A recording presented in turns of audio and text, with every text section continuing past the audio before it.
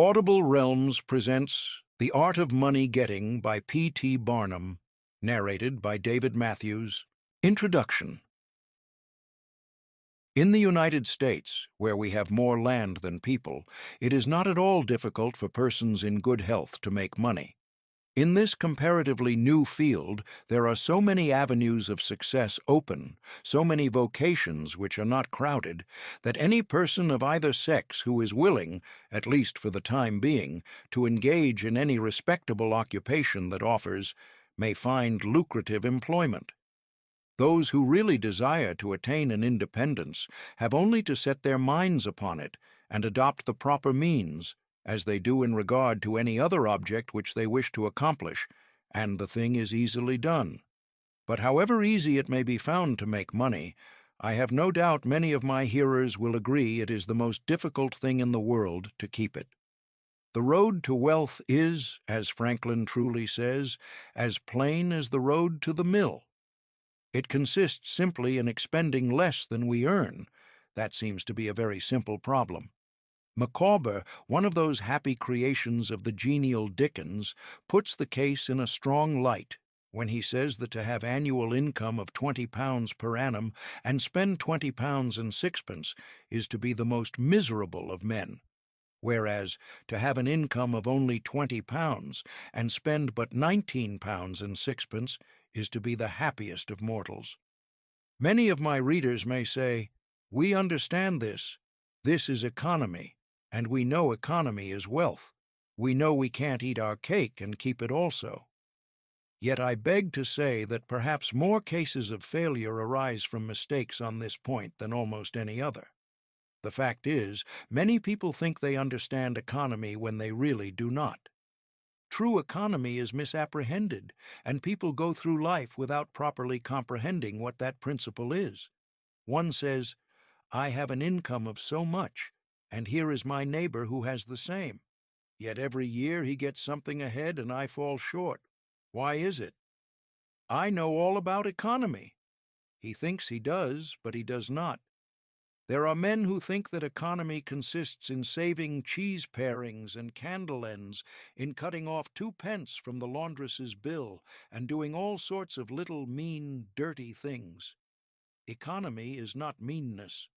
The misfortune is, also, that this class of persons let their economy apply in only one direction. They fancy they are so wonderfully economical in saving a halfpenny where they ought to spend 2 pence that they think they can afford to squander in other directions. A few years ago, before kerosene oil was discovered or thought of, one might stop overnight at almost any farmer's house in the agricultural districts and get a very good supper.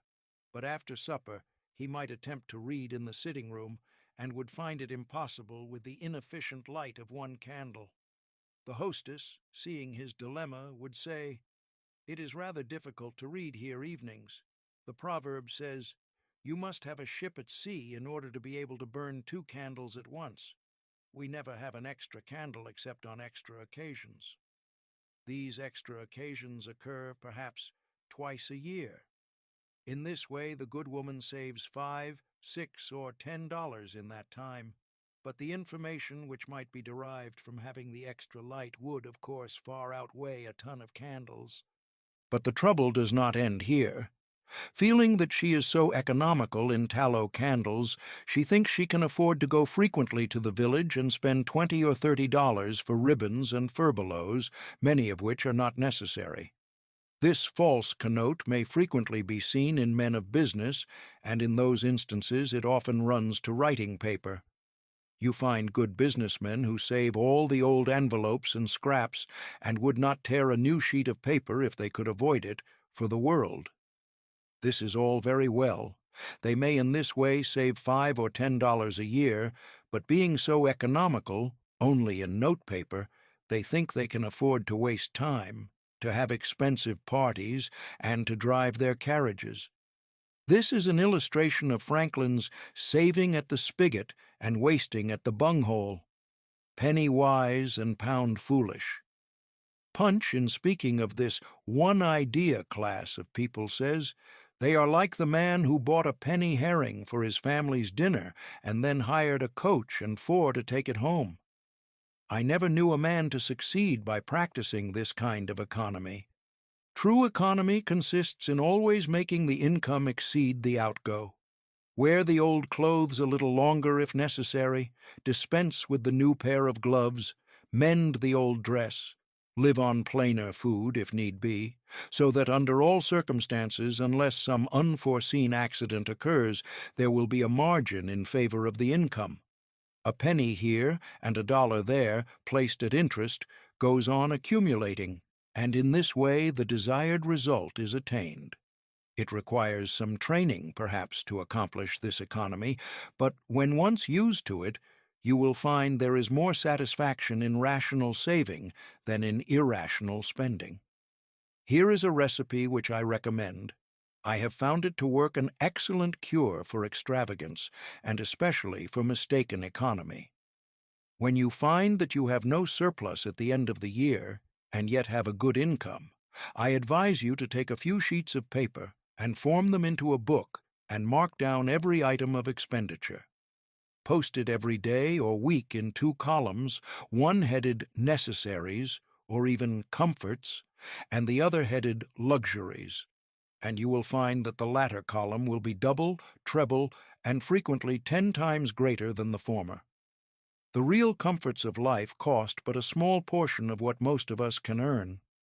Franklin says, "It is the eyes of others, and not our own eyes, which ruin us. If all the world were blind except myself, I should not care for fine clothes or furniture." It is the fear of what Grundy may say that keeps the noses of many worthy families to the grindstone. In America, many persons like to repeat, "We are all free and equal," but it is a great mistake in more senses than one.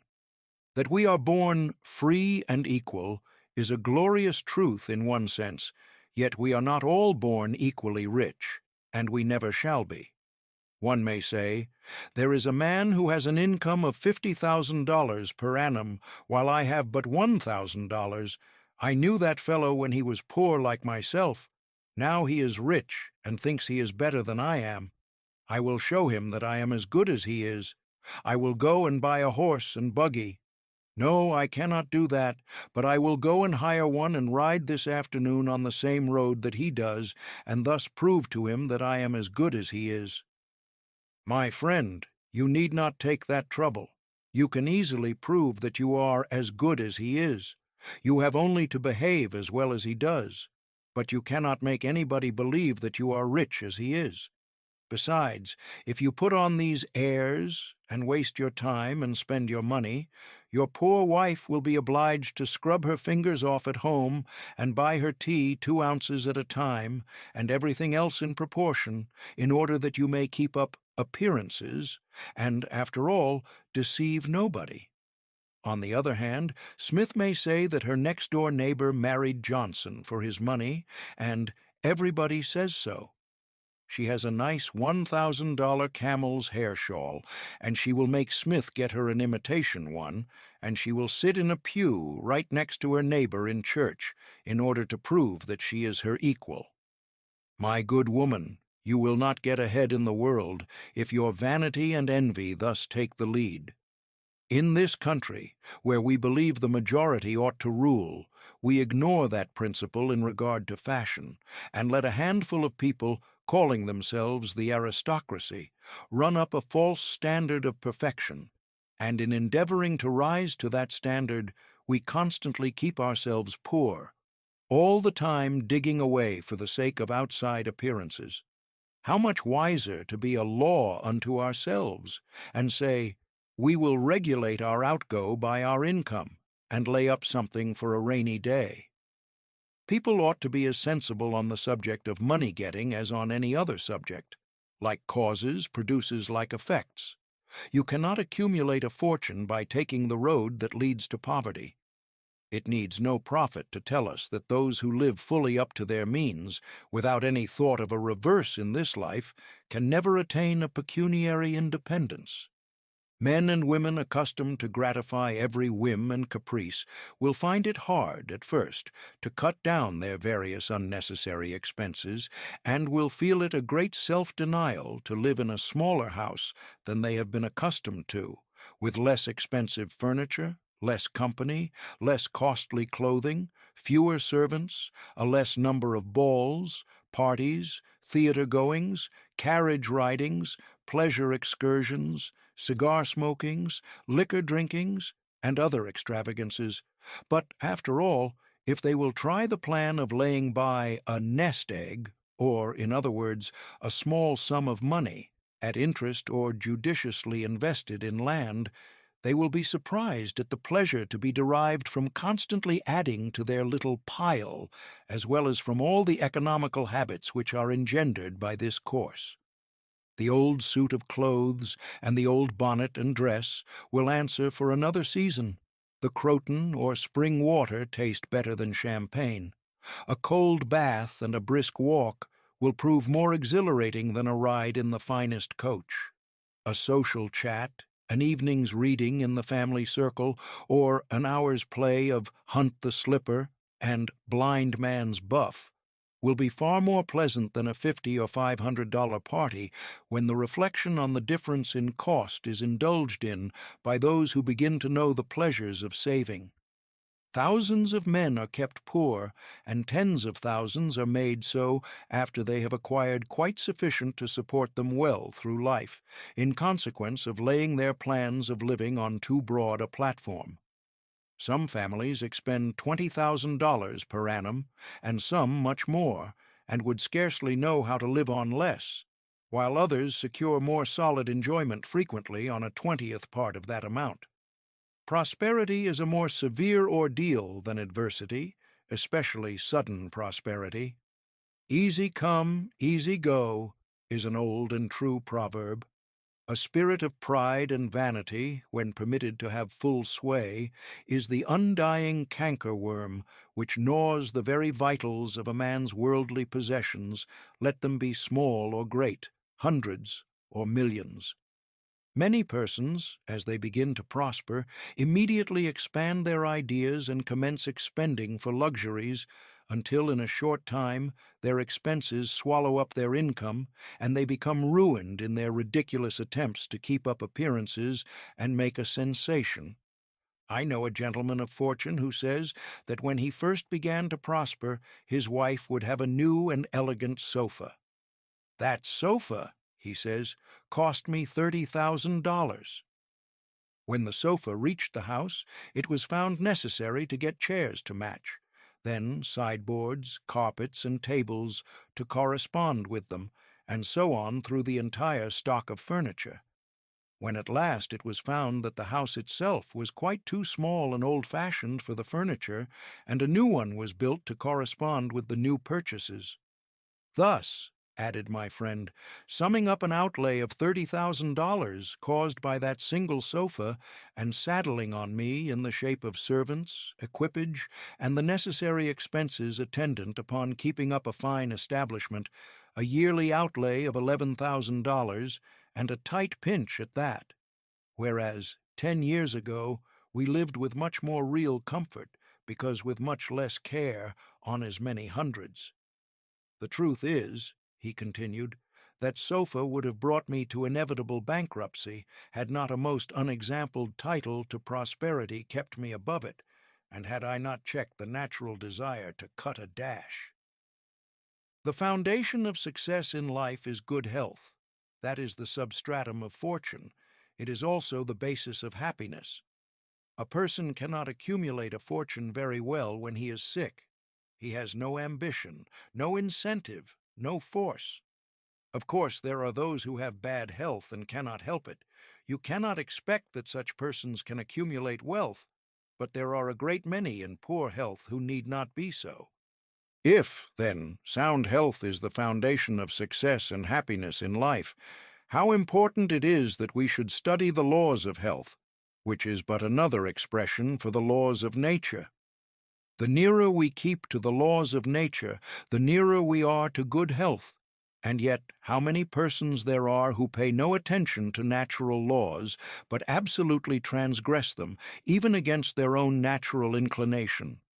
We ought to know that the sin of ignorance is never winked at in regard to the violation of nature's laws. Their infraction always brings the penalty. A child may thrust its finger into the flames without knowing it will burn, and so suffers. Repentance, even, will not stop the smart. Many of our ancestors knew very little about the principle of ventilation. They did not know much about oxygen, whatever other gin they might have been acquainted with, and consequently they built their houses with little 7 by 9 feet bedrooms, and these good old pious Puritans would lock themselves up in one of these cells, say their prayers, and go to bed. In the morning they would devoutly return thanks for the preservation of their lives during the night, and nobody had better reason to be thankful.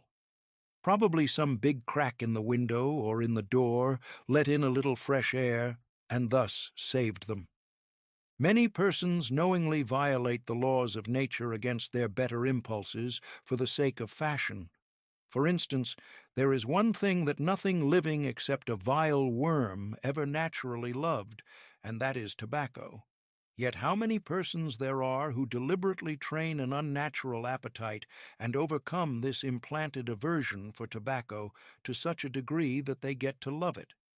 They have got hold of a poisonous, filthy weed, or rather that takes a firm hold of them. Here are married men who run about spitting tobacco juice on the carpet and floors, and sometimes even upon their wives besides.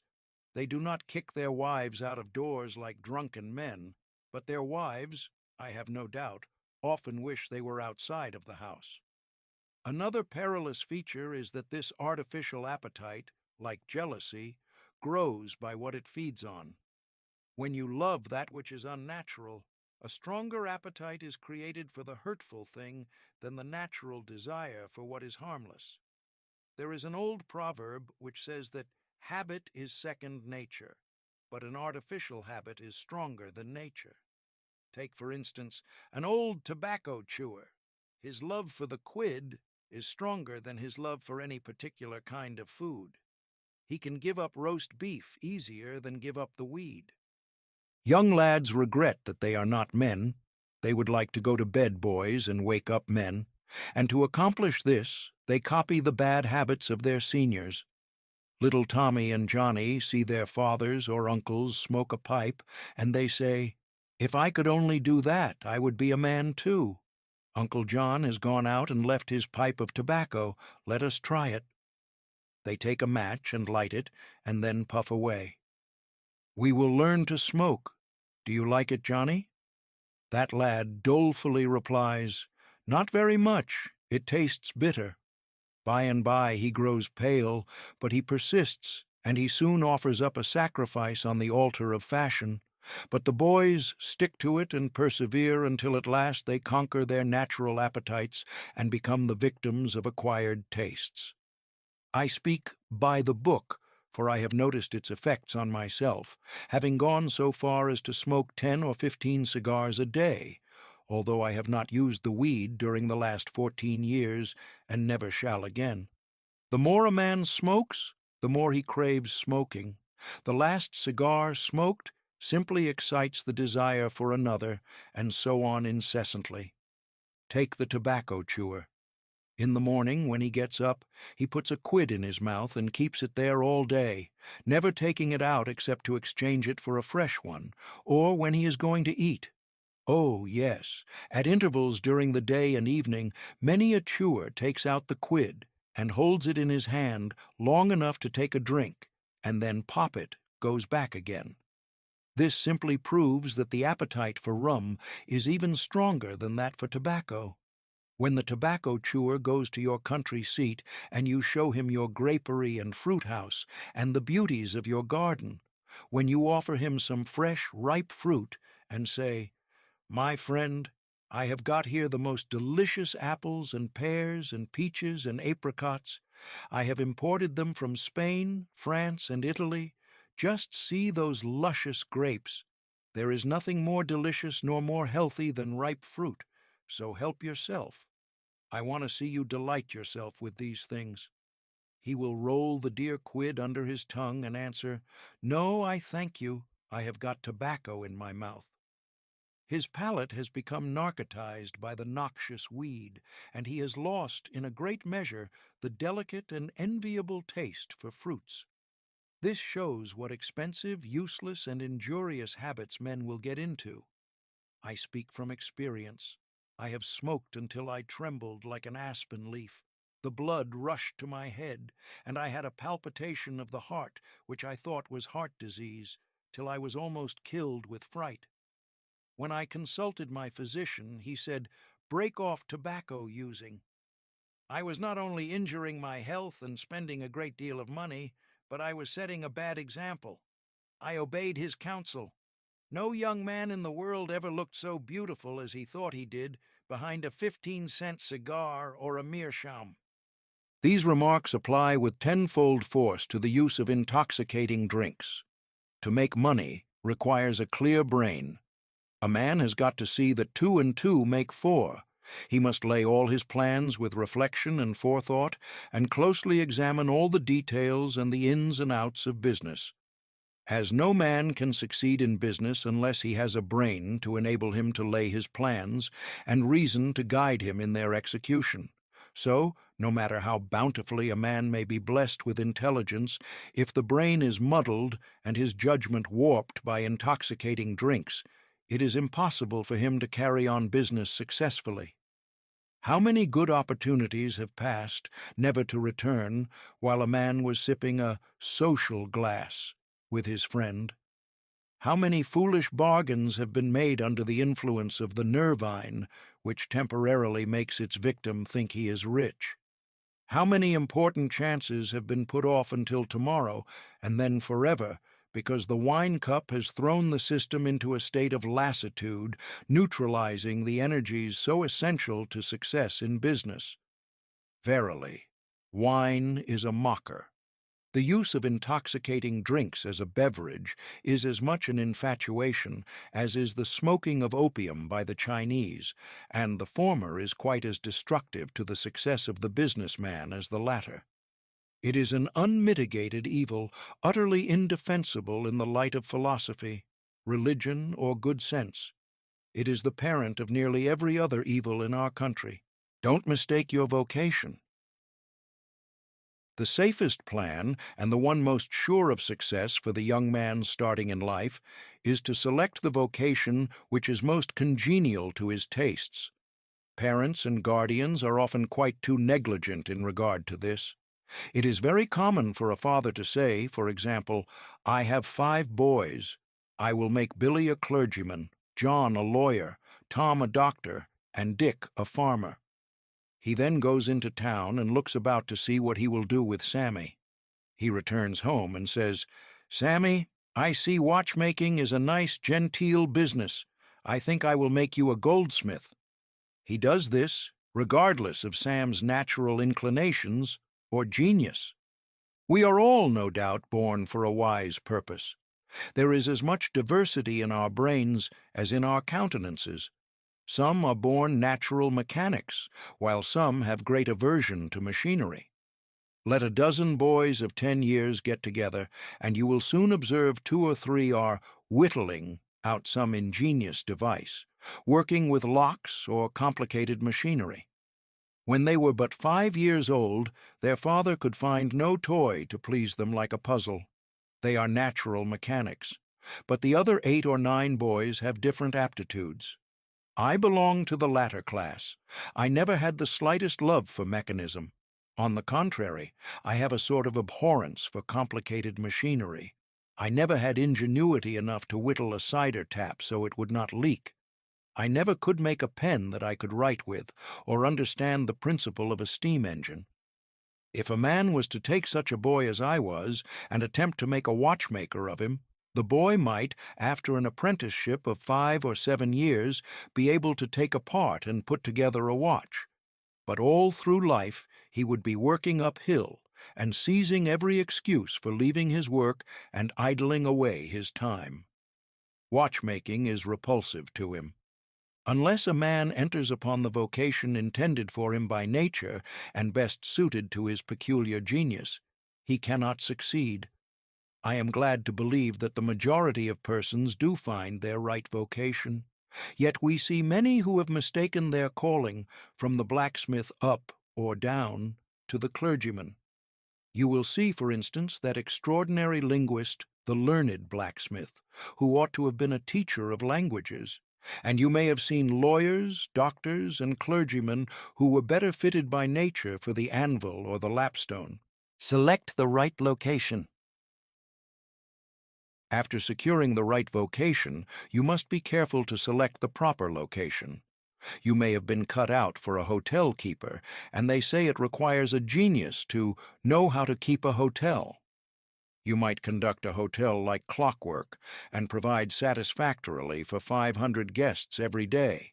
Yet, if you should locate your house in a small village where there is no railroad communication or public travel, the location would be your ruin. It is equally important that you do not commence business where there are already enough to meet all demands in the same occupation. I remember a case which illustrates this subject. When I was in London in 1858, I was passing down Holborn with an English friend and came to the penny shows. They had immense cartoons outside, portraying the wonderful curiosities to be seen, all for a penny. Being a little in the show line myself, I said, "Let us go in here." We soon found ourselves in the presence of the illustrious showman, and he proved to be the sharpest man in that line I had ever met. He told us some extraordinary stories in reference to his bearded ladies, his albinos, and his armadillos, which we could hardly believe, but thought it better to believe it than look after the proof. He finally begged to call our attention to some wax statuary and showed us a lot of the dirtiest and filthiest wax figures imaginable. They looked as if they had not seen water since the deluge.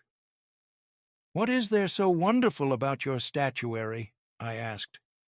"I beg you not to speak so satirically," he replied. "Sir, these are not Madame Tussaud's wax figures, all covered with gilt and tinsel and imitation diamonds, and copied from engravings and photographs. Mine, sir, were taken from life. Whenever you look upon one of those figures, you may consider that you are looking upon the living individual." Glancing casually at them, I saw one labeled Henry VIII, and feeling a little curious upon seeing that it looked like Calvin Edson, the living skeleton, I said, "Do you call that Henry VIII?"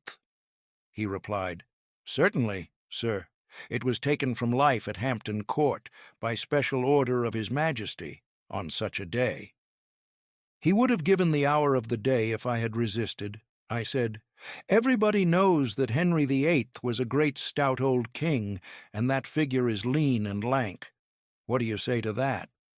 "Why," he replied, "you would be lean and lank yourself if you sat there as long as he has." There was no resisting such arguments. I said to my English friend, "Let us go out. Do not tell him who I am. I show the white feather. He beats me."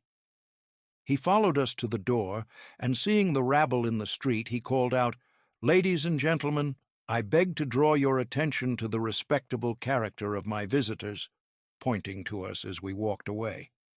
I called upon him a couple of days afterwards, told him who I was, and said, "My friend, you are an excellent showman, but you have selected a bad location."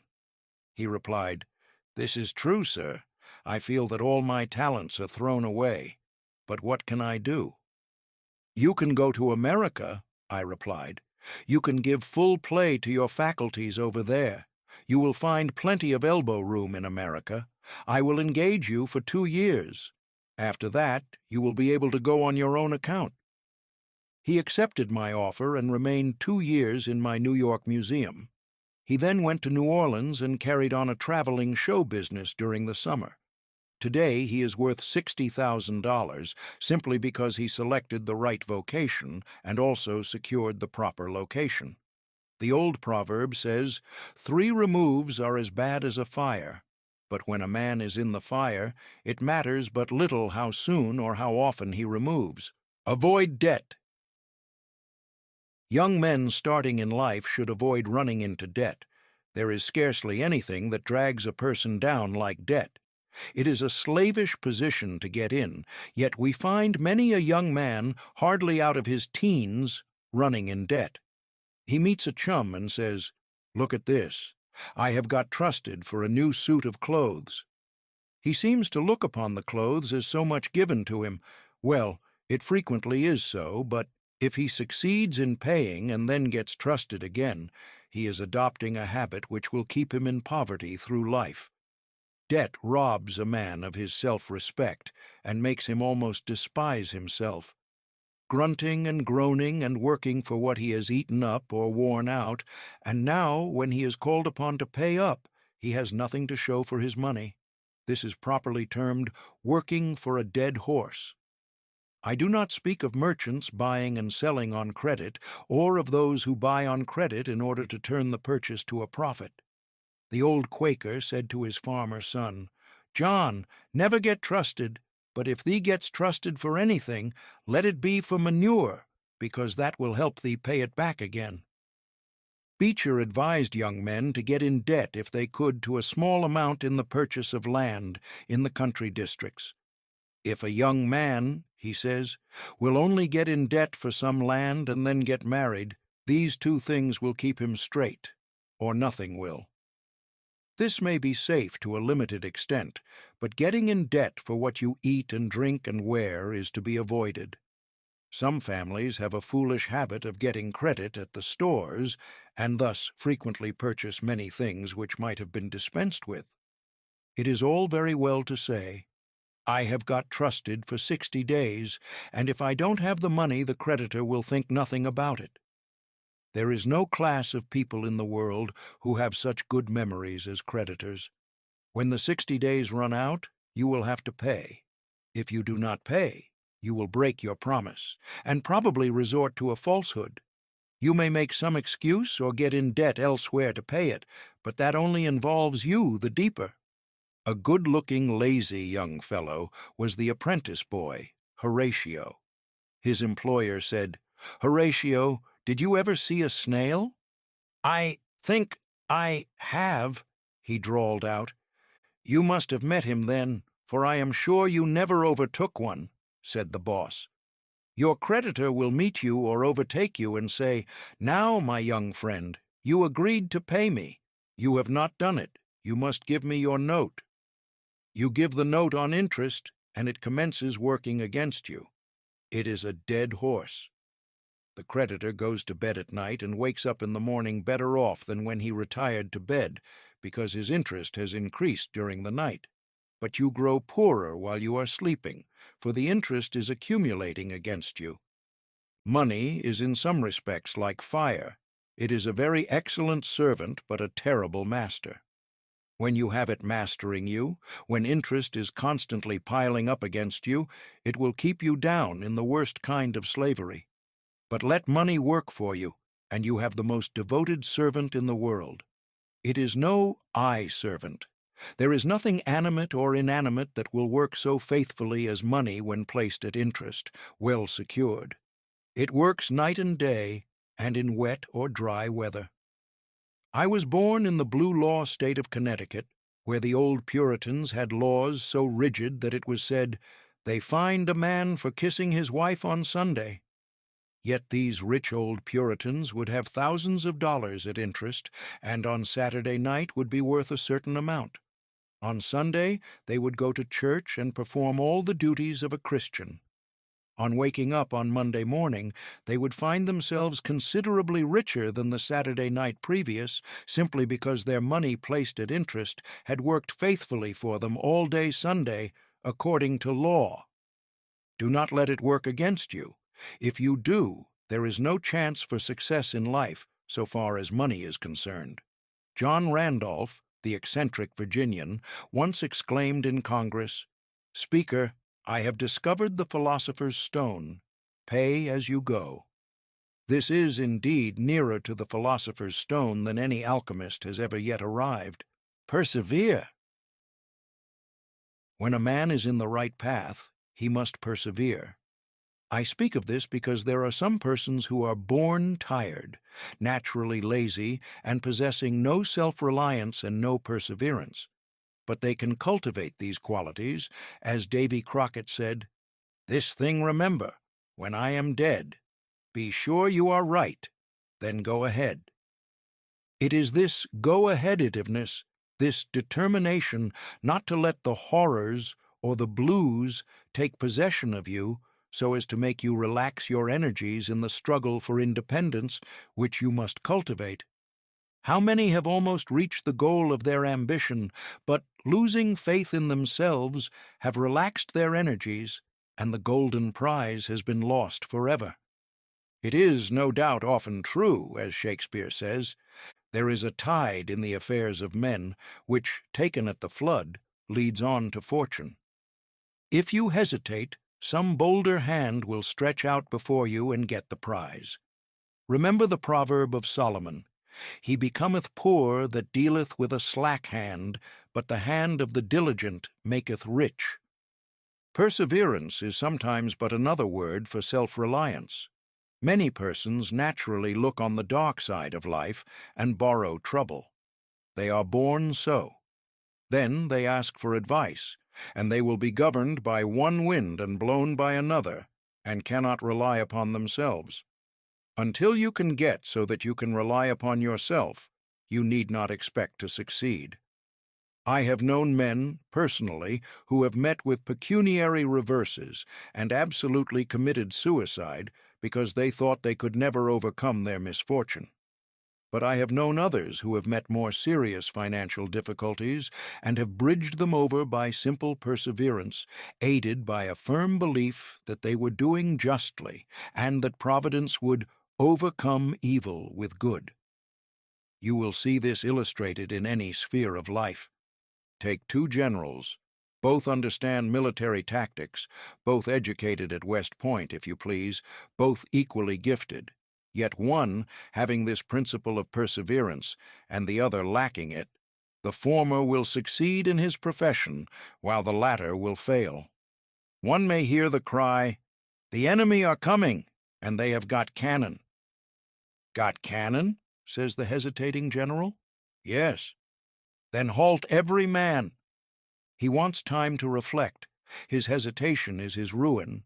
The enemy passes unmolested or overwhelms him, while on the other hand, the general of pluck, perseverance, and self-reliance goes into battle with a will, and, amid the clash of arms, the booming of cannon, the shrieks of the wounded, and the moans of the dying, you will see this man persevering, going on, cutting and slashing his way through with unwavering determination, inspiring his soldiers to deeds of fortitude, valor, and triumph. Whatever you do, do it with all your might. Work at it, if necessary, early and late, in season and out of season, not leaving a stone unturned, and never deferring for a single hour that which can be done just as well now. The old proverb is full of truth and meaning. Whatever is worth doing at all is worth doing well. Many a man acquires a fortune by doing his business thoroughly, while his neighbor remains poor for life because he only half does it. Ambition, energy, industry, perseverance are indispensable requisites for success in business. Fortune always favors the brave and never helps a man who does not help himself. It won't do to spend your time, like Micawber, in waiting for something to turn up. To such men, one of two things usually turns up: the poorhouse or the jail, for idleness breeds bad habits and clothes a man in rags. The poor spendthrift vagabond says to a rich man, "I have discovered there is enough money in the world for all of us. If it was equally divided, this must be done, and we shall all be happy together." "But," was the response, "if everybody was like you, it would be spent in 2 months, and what would you do then?" "Oh, divide again. Keep dividing, of course." I was recently reading in a London paper an account of a philosophic pauper who was kicked out of a cheap boarding house because he could not pay his bill, but he had a roll of papers sticking out of his coat pocket, which, upon examination, proved to be his plan for paying off the national debt of England without the aid of a penny. People have got to do as Cromwell said, not only trust in Providence, but keep the powder dry. Do your part of the work, or you cannot succeed. Muhammad, one night while encamping in the desert, overheard one of his fatigued followers remark, "I will loose my camel and trust it to God." "No, no, not so," said the prophet. "Tie thy camel and trust it to God. Do all you can for yourselves, and then trust to Providence, or luck, or whatever you please to call it, for the rest. Depend upon your own personal exertions." The eye of the employer is often worth more than the hands of a dozen employees. In the nature of things, an agent cannot be so faithful to his employer as to himself. Many who are employers will call to mind instances where the best employees have overlooked important points which could not have escaped their own observation as a proprietor. No man has a right to expect to succeed in life unless he understands his business, and nobody can understand his business thoroughly unless he learns it by personal application and experience. A man may be a manufacturer. He has got to learn the many details of his business personally. He will learn something every day, and he will find he will make mistakes nearly every day. And these very mistakes are helps to him in the way of experiences if he but heeds them. He will be like the Yankee tin peddler who, having been cheated as to quality in the purchase of his merchandise, said, "All right, there's a little information to be gained every day. I will never be cheated in that way again." Thus, a man buys his experience, and it is the best kind if not purchased at too dear a rate. I hold that every man should, like Cuvier, the French naturalist, thoroughly know his business. So proficient was he in the study of natural history that you might bring to him the bone, or even a section of a bone of an animal which he had never seen described, and, reasoning from analogy, he would be able to draw a picture of the object from which the bone had been taken. On one occasion, his students attempted to deceive him. They rolled one of their number in a cowskin and put him under the professor's table as a new specimen. When the philosopher came into the room, some of the students asked him what animal it was. Suddenly the animal said, "I am the devil, and I am going to eat you."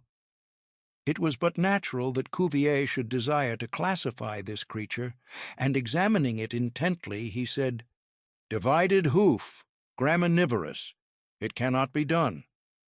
He knew that an animal with a split hoof must live upon grass and grain or other kind of vegetation, and would not be inclined to eat flesh, dead or alive, so he considered himself perfectly safe. The possession of a perfect knowledge of your business is an absolute necessity in order to ensure success. Among the maxims of the elder Rothschild was one, all apparent paradox: be cautious and bold. This seems to be a contradiction in terms, but it is not, and there is great wisdom in the maxim. It is, in fact, a condensed statement of what I have already said. It is to say, you must exercise your caution in laying your plans, but be bold in carrying them out.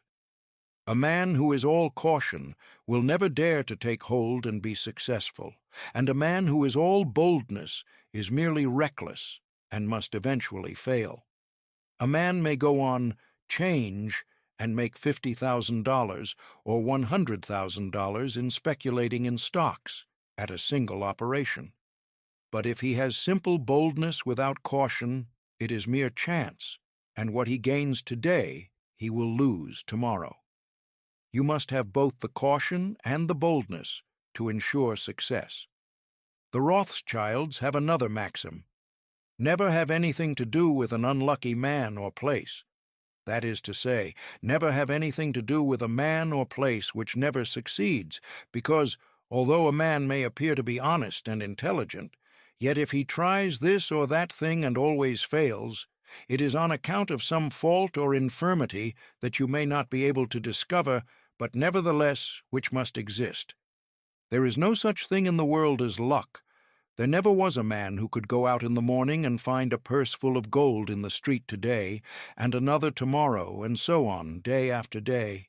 He may do so once in his life, but so far as mere luck is concerned, he is as liable to lose it as to find it.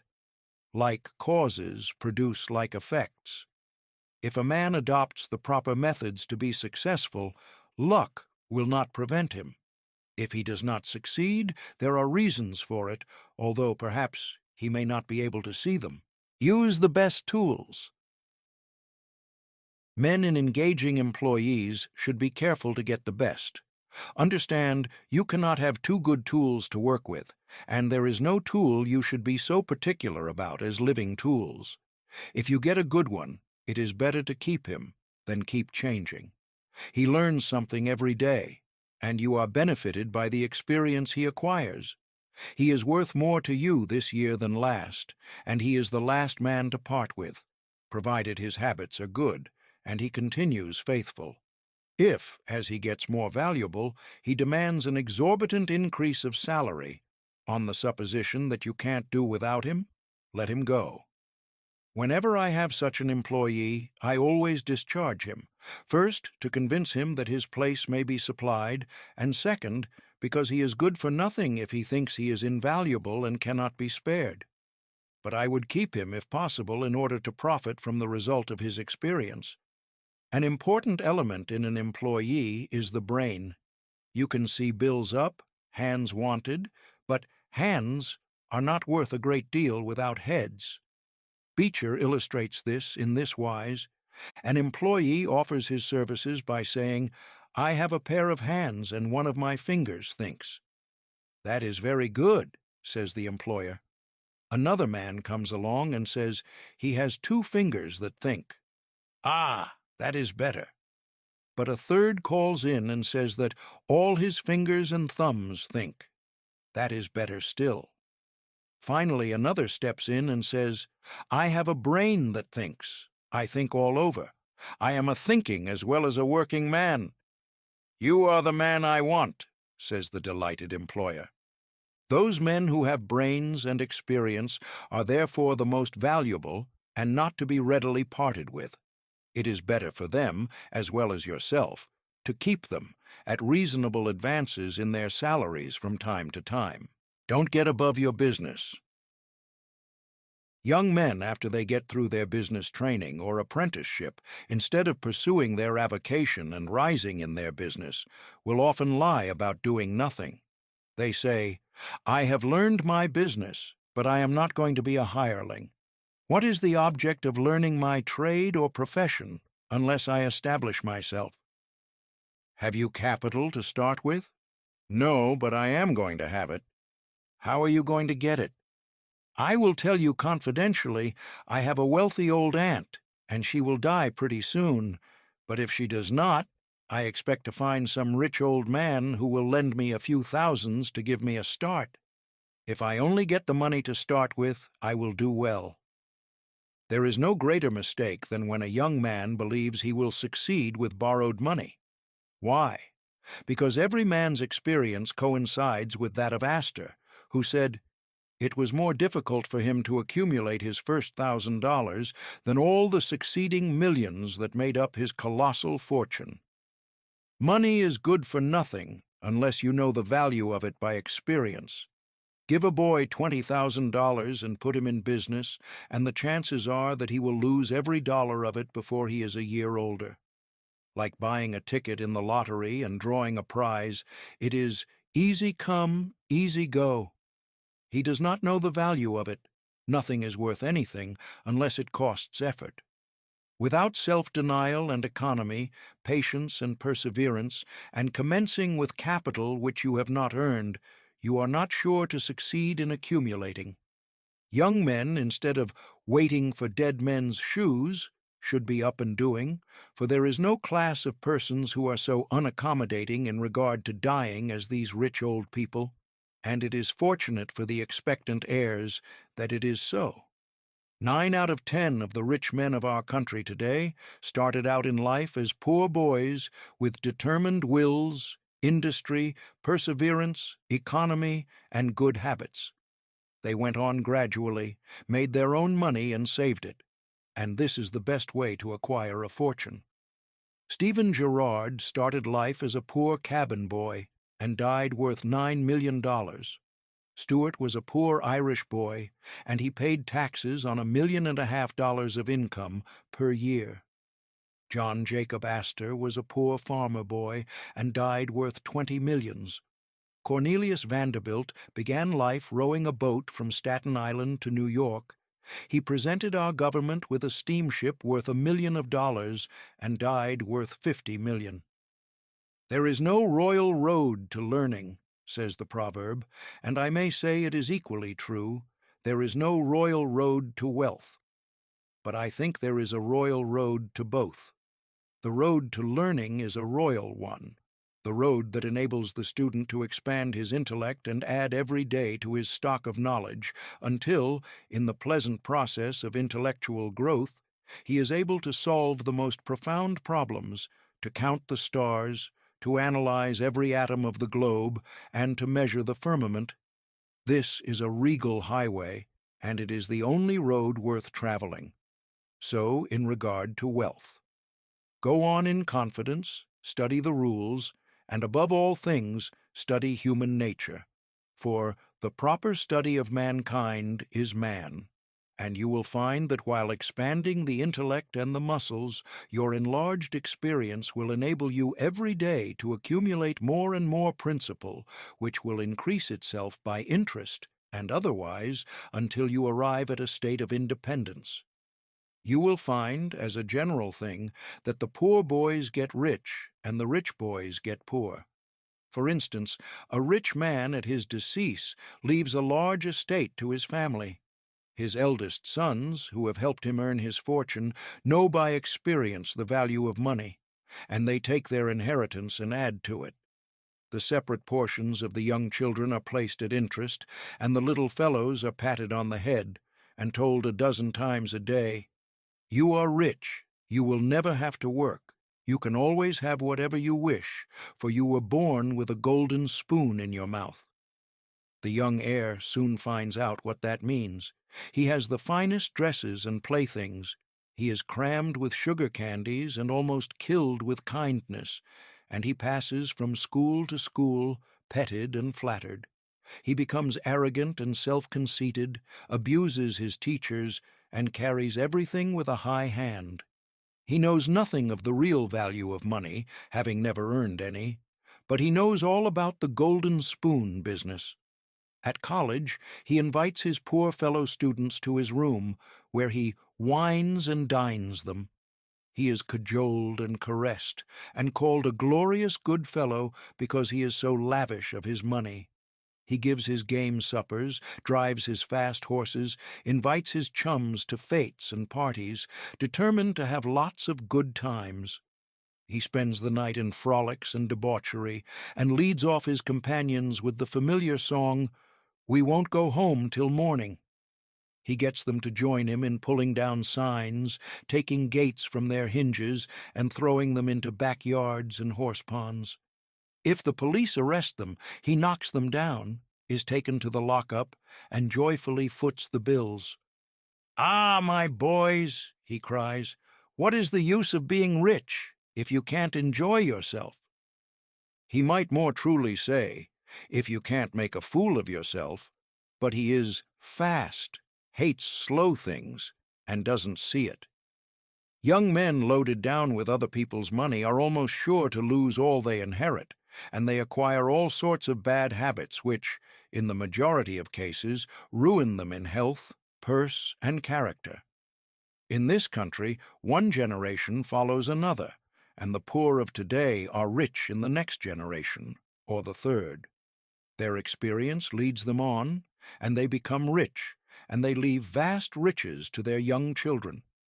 These children, having been reared in luxury, are inexperienced and get poor, and after long experience another generation comes on and gathers up riches again in turn. and thus history repeats itself. And happy is he who, by listening to the experience of others, avoids the rocks and shoals on which so many have been wrecked. In England, the business makes the man. If a man in that country is a mechanic or working man, he is not recognized as a gentleman. On the occasion of my first appearance before Queen Victoria, the Duke of Wellington asked me what sphere in life General Tom Thumb's parents were in. "His father is a carpenter," I replied. "Oh, I had heard he was a gentleman," was the response of His Grace. "In this republican country, the man makes the business. No matter whether he is a blacksmith, a shoemaker, a farmer, banker, or lawyer, so long as his business is legitimate, he may be a gentleman. So any legitimate business is a double blessing. It helps the man engaged in it, and also helps others. The farmer supports his own family, but he also benefits the merchant or mechanic who needs the products of his farm. The tailor not only makes a living by his trade, but he also benefits the farmer, the clergyman, and others who cannot make their own clothing. But all these classes often may be gentlemen. The great ambition should be to excel all others engaged in the same occupation." The college student who was about graduating said to an old lawyer, "I have not yet decided which profession I will follow. Is your profession full?" "The basement is much crowded, but there is plenty of room upstairs," was the witty and truthful reply. No profession, trade, or calling is overcrowded in the upper story. Wherever you find the most honest and intelligent merchant or banker, or the best lawyer, the best doctor, the best clergyman, the best shoemaker, carpenter, or anything else, that man is most sought for, and has always enough to do. As a nation, Americans are too superficial. They are striving to get rich quickly, and do not generally do their business as substantially and thoroughly as they should. But whoever excels all others in his own line, if his habits are good and his integrity undoubted, cannot fail to secure abundant patronage and the wealth that naturally follows. Let your motto then always be Excelsior, for by living up to it, there is no such word as fail. Learn something useful. Every man should make his son or daughter learn some useful trade or profession, so that in these days of changing fortunes of being rich today and poor tomorrow, they may have something tangible to fall back upon. This provision might save many persons from misery, who by some unexpected turn of fortune have lost all their means. Let hope predominate, but be not too visionary. Many persons are always kept poor because they are too visionary. Every project looks to them like certain success, and therefore they keep changing from one business to another, always in hot water, always under the harrow. The plan of counting the chickens before they are hatched is an error of ancient date, but it does not seem to improve by age. Do not scatter your powers. Engage in one kind of business only, and stick to it faithfully until you succeed, or until your experience shows that you should abandon it. A constant hammering on one nail will generally drive it home at last, so that it can be clinched. When a man's undivided attention is centered on one object, his mind will constantly be suggesting improvements of value which would escape him if his brain was occupied by a dozen different subjects at once. Many a fortune has slipped through a man's fingers because he was engaged in too many occupations at a time. There is good sense in the old caution against having too many irons in the fire at once. Be systematic. Men should be systematic in their business.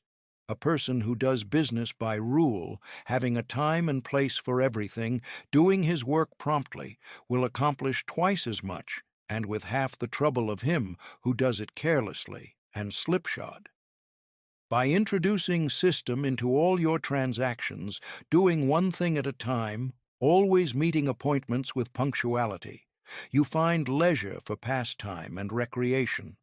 Whereas the man who only half does one thing and then turns to something else and half does that will have his business at loose ends, and will never know when his day's work is done, for it never will be done. Of course, there is a limit to all these rules. We must try to preserve the happy medium, for there is such a thing as being too systematic. There are men and women, for instance, who put away things so carefully that they can never find them again. It is too much like the red tape formality at Washington and Dickens's circumlocution office, all theory and no result. When the Astor House was first started in New York City, it was undoubtedly the best hotel in the country. The proprietors had learned a good deal in Europe regarding hotels, and the landlords were proud of the rigid system which pervaded every department of their great establishment. When 12 o'clock at night had arrived, and there were a number of guests around, one of the proprietors would say, "Touch that bell, John," and in 2 minutes 60 servants, with a water bucket in each hand, would present themselves in the hall. "This," said the landlord, addressing his guests, "is our fire bell. It will show you we are quite safe here. We do everything systematically." This was before the Croton water was introduced into the city, but they sometimes carried their system too far. On one occasion, when the hotel was thronged with guests, one of the waiters was suddenly indisposed, and although there were 50 waiters in the hotel, the landlord thought he must have his full complement, or his system would be interfered with. Just before dinner time, he rushed downstairs and said, "There must be another waiter. I am one waiter short. What can I do?" He happened to see Boots, the Irishman. "Pat," said he, "wash your hands and face. Take that white apron and come into the dining room in 5 minutes." Presently Pat appeared as required, and the proprietor said, "Now, Pat, you must stand behind these 2 chairs and wait on the gentleman who will occupy them. Did you ever act as a waiter?" "I know all about it, sure, but I never did it." Like the Irish pilot, on one occasion when the captain, thinking he was considerably out of his course, asked, "Are you certain you understand what you are doing?" Pat replied, "Sure, and I knows every rock in the channel." That moment, bang, thumped the vessel against a rock. "Ah, be jabers, and that is one of 'em," continued the pilot. But to return to the dining room. "Pat," said the landlord, "here we do everything systematically. You must first give the gentlemen each a plate of soup, and when they finish that, ask them what they will have next." Pat replied, "Ah, and I understand perfectly the vartues of shystem." Very soon in came the guests. The plates of soup were placed before them. One of Pat's 2 gentlemen ate his soup. The other did not care for it. He said, "Waiter, take this plate away and bring me some fish." Pat looked at the untasted plate of soup, and remembering the instructions of the landlord in regard to system, replied, "Not till ye have ate your soup." Of course, that was carrying system entirely too far. Read the newspapers. Always take a trustworthy newspaper, and thus keep thoroughly posted in regard to the transactions of the world. He who is without a newspaper is cut off from his species.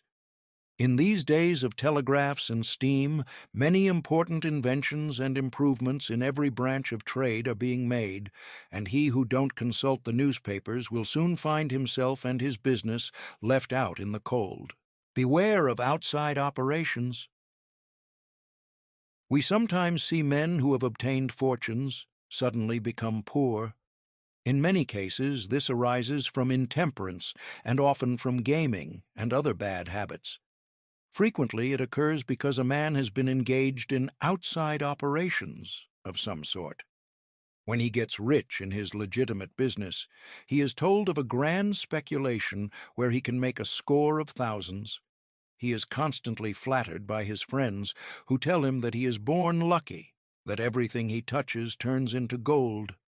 Now, if he forgets that his economical habits, his rectitude of conduct, and a personal attention to a business which he understood caused his success in life, he will listen to the siren voices.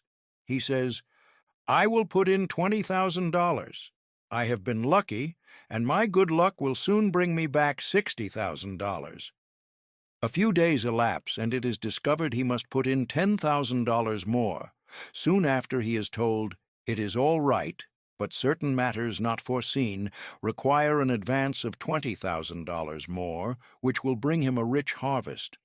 But before the time comes around to realize, the bubble bursts. He loses all he is possessed of, and then he learns what he ought to have known at the first, that however successful a man may be in his own business, if he turns from that and engages ill a business which he don't understand, he is like Samson when shorn of his locks. His strength has departed, and he becomes like other men. If a man has plenty of money, he ought to invest something in everything that appears to promise success, and that will probably benefit mankind. But let the sums thus invested be moderate in amount, and never let a man foolishly jeopardize a fortune that he has earned in a legitimate way by investing it in things in which he has had no experience. Don't endorse without security.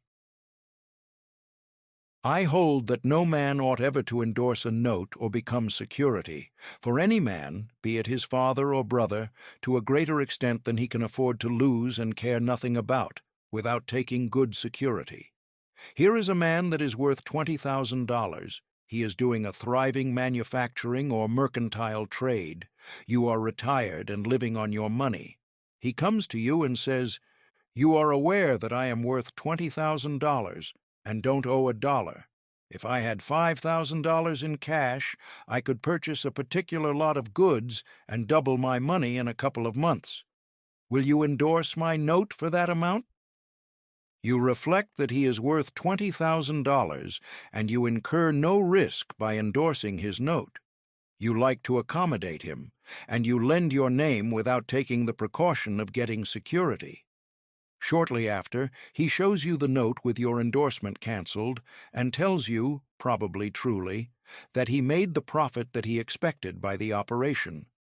You reflect that you have done a good action, and the thought makes you feel happy. By and by, the same thing occurs again, and you do it again. You have already fixed the impression in your mind that it is perfectly safe to endorse his notes without security. But the trouble is, this man is getting money too easily. He has only to take your note to the bank, get it discounted, and take the cash. He gets money for the time being without effort, without inconvenience to himself. Now, mark the result. He sees a chance for speculation outside of his business. A temporary investment of only $10,000 is required. It is sure to come back before a note at the bank would be due. He places a note for that amount before you. You sign it almost mechanically.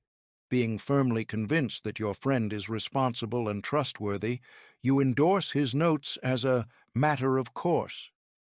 Unfortunately, the speculation does not come to a head quite so soon as was expected, and another $10,000 note must be discounted to take up the last one when due. Before this note matures, the speculation has proved an utter failure, and all the money is lost. Does the loser tell his friend, the endorser, that he has lost half of his fortune? Not at all.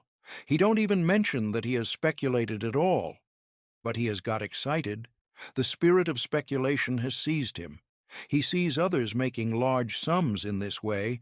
We seldom hear of the losers, and, like other speculators, he looks for his money where he loses it. He tries again. Endorsing notes has become chronic with you, and at every loss he gets your signature for whatever amount he wants. Finally, you discover your friend has lost all of his property and all of yours. You are overwhelmed with astonishment and grief, and you say, "It is a hard thing. My friend here has ruined me," but you should add, "I have also ruined him." If you had said in the first place, "I will accommodate you, but I never endorse without taking ample security," he could not have gone beyond the length of his tether, and he would never have been tempted away from his legitimate business.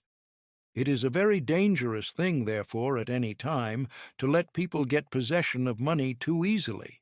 It tempts them to hazardous speculations, if nothing more. Solomon truly said, "He that hateth suretiship is sure." So, with the young man starting in business, let him understand the value of money by earning it. When he does understand its value, then grease the wheels a little in helping him to start business. But remember, men who get money with too great facility cannot usually succeed.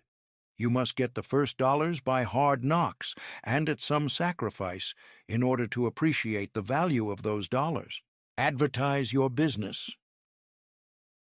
We all depend more or less upon the public for our support.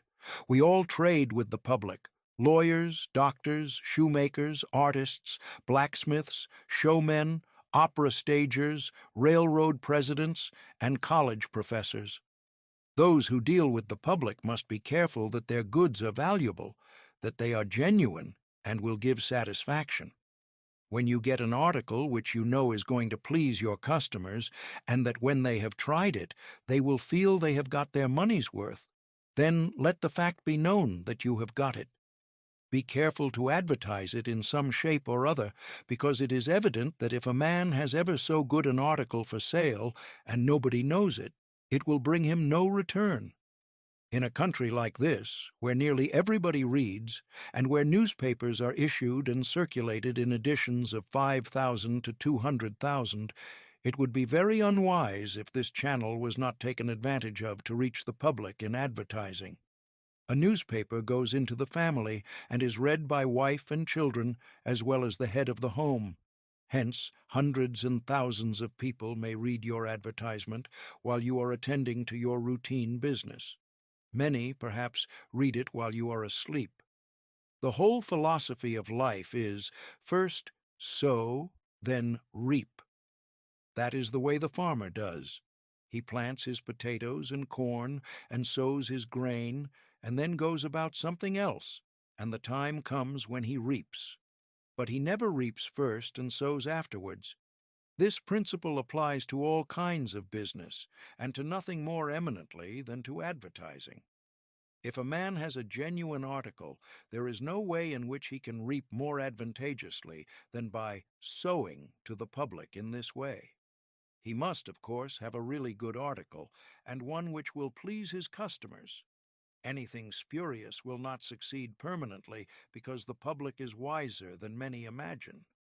Men and women are selfish, and we all prefer purchasing where we can get the most for our money, and we try to find out where we can most surely do so. You may advertise a spurious article and induce many people to call and buy at once, but they will denounce you as an impostor and swindler, and your business will gradually die out and leave you poor. This is right. Few people can safely depend upon chance custom. You all need to have your customers return and purchase again. A man said to me, "I have tried advertising and did not succeed, yet I have a good article."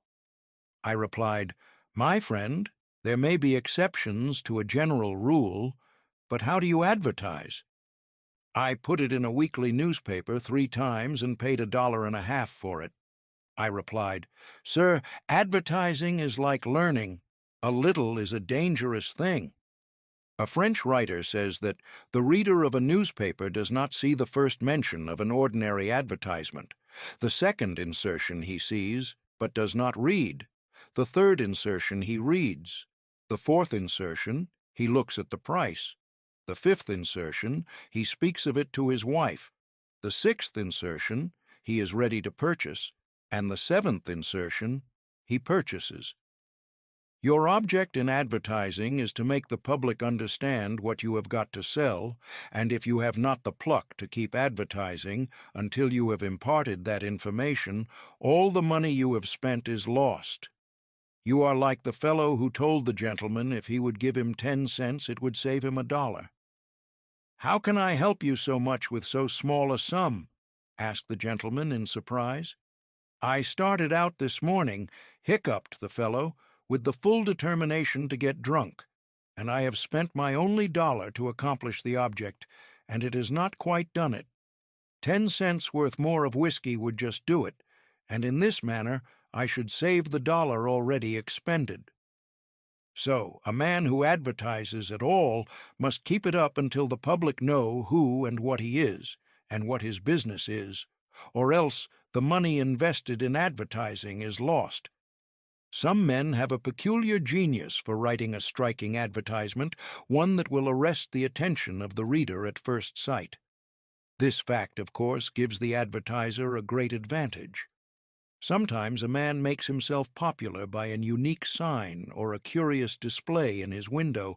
Recently, I observed a swing sign extending over the sidewalk in front of a store on which was the inscription in plain letters, "Don't read the other side." Of course I did, and so did everybody else, and I learned that the man had made all independence by first attracting the public to his business in that way, and then using his customers well afterwards. Genin, the hatter, bought the first Jenny Lind ticket at auction for $225 because he knew it would be a good advertisement for him. "Who is the bidder?" said the auctioneer, as he knocked down that ticket at Castle Garden. "Genin, the hatter," was the response. Here were thousands of people from the Fifth Avenue and from distant cities in the highest stations in life. "Who is Genin, the hatter?" they exclaimed. They had never heard of him before. The next morning, the newspapers and telegraph had circulated the facts from Maine to Texas, and from 5 to 10 millions of people had read that the tickets sold at auction for Jenny Lind's first concert amounted to about $20,000, and that a single ticket was sold at $225 to Genin, the hatter. Men throughout the country involuntarily took off their hats to see if they had a Genin hat on their heads. At a town in Iowa, it was found that in the crowd around the post office there was one man who had a Genin hat, and he showed it in triumph, although it was worn out and not worth 2 cents. "Why," one man exclaimed, "you have a real Genin hat. What a lucky fellow you are." Another man said, "Hang on to that hat. It will be a valuable heirloom in your family." Still another man in the crowd, who seemed to envy the possessor of this good fortune, said, "Come, give us all a chance. Put it up at auction." He did so, and it was sold as a keepsake for $9.50. What was the consequence to Genin? He sold 10,000 extra hats per annum the first 6 years. 9/10 of the purchasers bought of him, probably out of curiosity, and many of them, finding that he gave them an equivalent for their money, became his regular customers. This novel advertisement first struck their attention, and then, as he made a good article, they came again. Now, I don't say that everybody should advertise as Genin did, but I say if a man has got goods for sale and he don't advertise them in some way, the chances are that someday the sheriff will do it for him. Nor do I say that everybody must advertise in a newspaper, or indeed use printer's ink at all. On the contrary, although that article is indispensable in the majority of cases, yet doctors and clergymen, and sometimes lawyers and some others, can more effectually reach the public in some other manner. But it is obvious they must be known in some way, else how could they be supported? Be polite and kind to your customers. Politeness and civility are the best capital ever invested in business. Large stores, gilt signs, flaming advertisements will all prove unavailing if you or your employees treat your patrons abruptly. The truth is, the more kind and liberal a man is, the more generous will be the patronage bestowed upon him. Like begets like.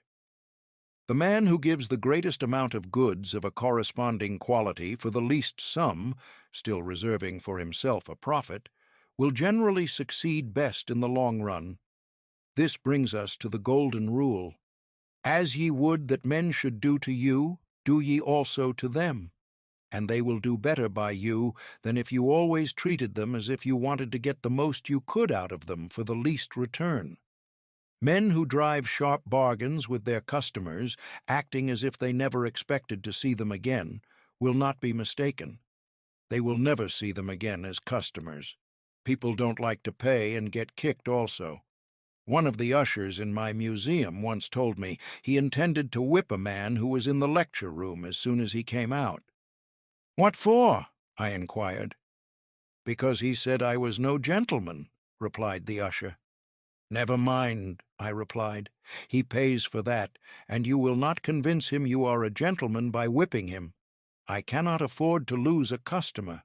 If you whip him, he will never visit the museum again, and he will induce friends to go with him to other places of amusement instead of this, and thus, you see, I should be a serious loser." "But he insulted me," muttered the usher. "Exactly," I replied, "and if he owned the museum, and you had paid him for the privilege of visiting it, and he had then insulted you, there might be some reason in your resenting it, but in this instance he is the man who pays while we receive, and you must, therefore, put up with his bad manners." My usher laughingly remarked that this was undoubtedly the true policy, but he added that he should not object to an increase of salary if he was expected to be abused in order to promote my interest. Be charitable. Of course, men should be charitable because it is a duty and a pleasure. But even as a matter of policy, if you possess no higher incentive, you will find that the liberal man will command patronage, while the sordid, uncharitable miser will be avoided. Solomon says, "There is that scattereth and yet increaseth, and there is that withholdeth more than meet, but it tendeth to poverty." Of course, the only true charity is that which is from the heart. The best kind of charity is to help those who are willing to help themselves. Promiscuous almsgiving, without inquiring into the worthiness of the applicant, is bad in every sense. But to search out and quietly assist those who are struggling for themselves is the kind that scattereth and yet increaseth. But don't fall into the idea that some persons practice of giving a prayer instead of a potato and a benediction instead of bread to the hungry. It is easier to make Christians with full stomachs than empty. Don't blab. Some men have a foolish habit of telling their business secrets. If they make money, they like to tell their neighbors how it was done. Nothing is gained by this, and ofttimes much is lost. Say nothing about your profits, your hopes, your expectations, your intentions, and this should apply to letters as well as to conversation. Goethe makes Mephistopheles say, "Never write a letter nor destroy one." Businessmen must write letters, but they should be careful what they put in them.